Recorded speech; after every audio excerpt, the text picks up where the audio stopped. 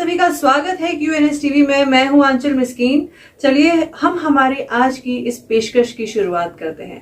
दोस्तों, फिर एक बार कश्मीर से करप्शन चार्जेस पे एक और पटवारी के अरेस्ट होने की खबर सामने आई।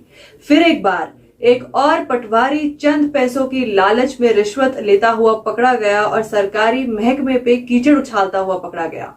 जिस स्पीड से हम आप तक ऐसी खबरें दोस्तों पहुंचाते हैं, सो अब ऐसा लगने लगा है कि पटवारी और रिश्वतखोरी एक दूसरे के साझेदार हैं। मतलब कि जहां रिश्वत होगी वहां पटवारी होगा और जहां पटवारी होगा वहां रिश्वत होगी ही होगी। अजीब है, पर ये बात सच सी लगने लगी है। अब आपको बताते हैं कि ये सारा किस्सा है क्या। एंटी करप्शन ब्यूरो के पास एक रिटन कंप्लेंट दर्ज होती है जिसमें हल्का जकूरा के पटवारी गुलजार अहमद मकलू पे 50,000 रुपए की रिश्वत की मांग करने के आरोप लगाए गए थे।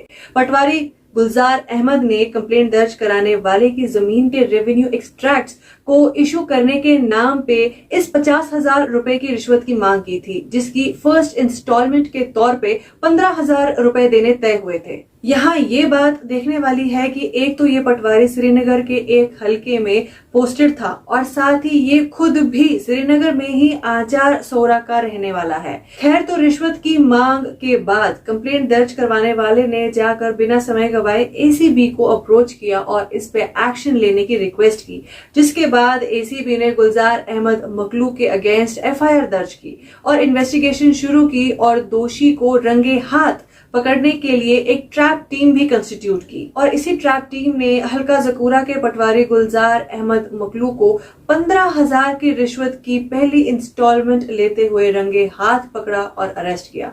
देखा जाए दोस्तों तो सिर्फ 15,000 रुपए के एवज में इस पटवारी ने अपनी सारी इज्जत को जमींदोज कर दिया, मिट्टी पलीत कर दिया। अब यहाँ गुलजार अहमद मकलू से जुड़ी कई बातें जो हैं वो सामने आई। एक तो ये बात सामने आई कि पटवारी गुलजार अहमद का ये रिश्वतखोरी का कोई पहला किस्सा नहीं था। इसके अलावा सोर्सेज से ये बात भी सामने आई कि पहले भी बहुत बार कंप्लेंट्स जो है लोगों ने रेवेन्यू डिपार्टमेंट में दर्ज किए। कई बार रेवेन्यू डिपार्टमेंट तक ये बात पहुंचाई कि पटवारी गुलजार अहमद काम के बदले रिश्वत की मोटी रकम की मांग करता है, पर उन शिकायतों को रेवेन्यू डिपार्टमेंट अभी तक अनसुना करता रहा।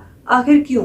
फिर इसके बाद एक और सवाल ये भी उठता है कि एक पटवारी से पहले बहुत से अफसर आते हैं, जैसे तहसीलदार, नायब तहसीलदार, गिरदावार। तो गुलजार अहमद की पोस्टिंग से पहले क्या इस अफसर के बैकग्राउंड इमेज के बारे में इन अफसरों को जरा भी भनक नहीं लगी? हम दोस्तों ये बात पहले भी कह चुके हैं, हम ये बात फिर दोहराएंगे। हमारे सोर्सेज से जो हम आपको थोड़ी देर पहले जैसे कि बता चुके हैं कि ये बात सामने आ चुकी है कि लोगों ने पहले बहुत बार वर्बली या रिटन फॉर्म में शिकायत रेवेन्यू डिपार्टमेंट तक पहुंचाई और ये बात बहुत बार सामने आ चुकी थी कि पटवारी गुलजार अहमद मकलू किस तरह रिश्वतखोर है। तो क्यों अभी तक कोई कार्यवाही नहीं हुई इस ओर? क्यों पटवारी से ऊपर के अफसर और कंसर्न डिपार्टमेंट चुप रहे? क्यों इसकी पोस्टिंग्स होती रही? किस बात ने इन बड़े अधिकारियों को रोक रखा था? अब अगर यहाँ इसकी शिकायत ACB तक नहीं पहुंचती तो शायद आज भी पटवारी गुलजार अहमद मकलू किसी न किसी से रिश्वत ले रहा होता। हम बार बार रिश्वतखोरी से जुड़ी खबरें आप तक पहुंचाते रहते हैं और उनमें ये भी दिख जाता है कि कैसे ACB एक्टिवली इस गंदगी को साफ करने में लगा है। क्या इस तरह के एक्शंस की जिम्मेदारी सिर्फ ACB की है? अब इसी के साथ खबरों में एक खबर आपको याद दिलाए ब्रेटेंग का वो किस्सा जिसमें ब्रेटेंग में स्थित लगभग 7 करोड़ की स्टेट लैंड को चंद लोग और पटवारी जैसे बड़े अधिकारी ही हजम करने की ताक में थे। अगर उस मसले में मीडिया इंटरवेंशन नहीं होती तो शायद वो जमीन भी निगल ली गई होती। ऐसे ना जाने और कितने इंसिडेंट्स हैं जो रिपोर्ट नहीं होते और रिपोर्ट होने पर कंसर्न्ड डिपार्टमेंट चुप रहती है और गूंगी बनकर नजारे देखती है। तो यहाँ ACB की बढ़ चढ़कर तारीफ करनी होगी और इनफैक्ट आचार सोरा के रहने वाले और हल्का जकूरा के पटवारी गुलजार अहमद मकलू के अरेस्ट होने पर लोगों के बीच जो है खुशी की लहर दौड़ गई थी और उन्होंने भी ACB के काम की तारीफ की कि उन्होंने लोगों को इस बीमारी से निजात दिलाया। पर दोस्तों, बात यहीं खत्म नहीं होती। हम फिर यही सवाल उठाएंगे कि आखिर कब तक पटवारी रिश्वत लेता रहेगा, कब तक इस तरह महकमे पर कीचड़ उछलता रहेगा। सब जानते हुए क्या रेवेन्यू डिपार्टमेंट कुछ नहीं करेगा?